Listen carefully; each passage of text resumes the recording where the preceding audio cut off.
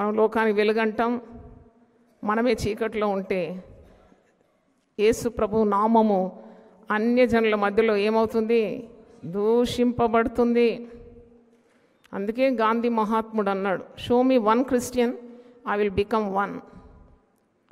నాకు ఒక్క మంచి క్రైస్తవుని చూపెడితే నేను ఒక క్రైస్తవునిగా మారుతానని.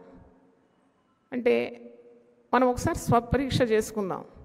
నీ ద్వారా కుటుంబంలో ఎంత ప్రభావం ఉన్నది? How much influence you are able to cast in your own family? That's very important. A lamp that shines brightest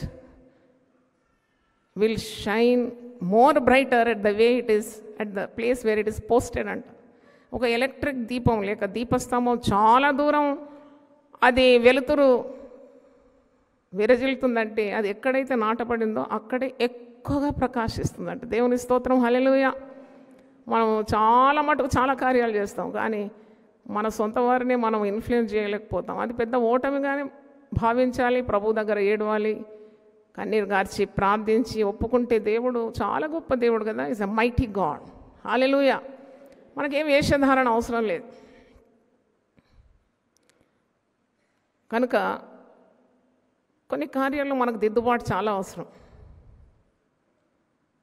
ఎఫెసీ పత్రిక 5వ అధ్యాయంలో 9 నుండి చూడండి.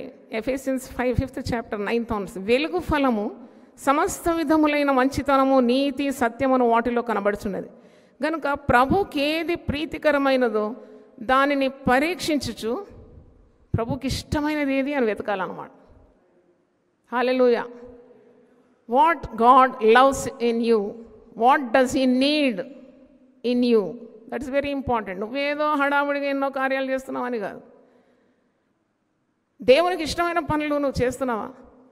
నీ మనస్సాక్షి దేవుని సన్నిధిలో నిర్మలంగా ఉందా? ఎప్పుడు చెకింగ్ చేసుకోవాలి. అన్నీ చెక్ చేసుకుంటావు కదా. గ్యాస్ ఆఫ్ అయిందా చెక్ చేయాలి, కరెంటు బంద్ అయిందా, నల్ల మూసినారా, ఇల్లు తాళం ఉందా, తాళం మీద బట్టి వేలాడతారు కొందరైతే. అమ్మో అన్నీ పోతే ఎలాగాని ఇన్ని భద్రతలు తీసుకొని హెల్త్ చెకప్ చేసుకుంటావు, మరి షుగర్ చెకింగ్ చేసుకుంటావు, మెడికల్ మరి చెకప్ నీకు కావాలంటావు, అన్ని అవయవాలు సరిగా పనిచేస్తుందని. నీ ఆత్మీయ జీవితం గురించి ఎందుకు చింతలేదు? ఇది మట్టినైనది మట్టికి పోతుంది. నువ్వు ఎన్ని క్రీములు రుద్దినా, ఎన్ని సోపులు వాడినా చనిపోయిన తర్వాత కొన్ని గంటలు కూడా ఉంచరు.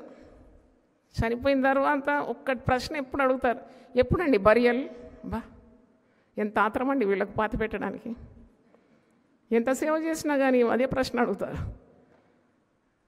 ఎంత సేవలు అందించినా ఇదే అడుగుతారు. మళ్ళీ ఏమడుగుతారు మీరు? ఎప్పుడండి బాడీ తీసుకొచ్చేది? అయ్యో పేరు కూడా లేదు, ఆ స్థాయి కూడా లేదు. బాడీ ఎప్పుడు వస్తుందండి? బరియలు ఎప్పుడండి? ఇదే అడుగుతారు. లోకం ఇంతేనండి.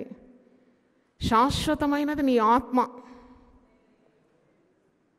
That which is eternal is your soul.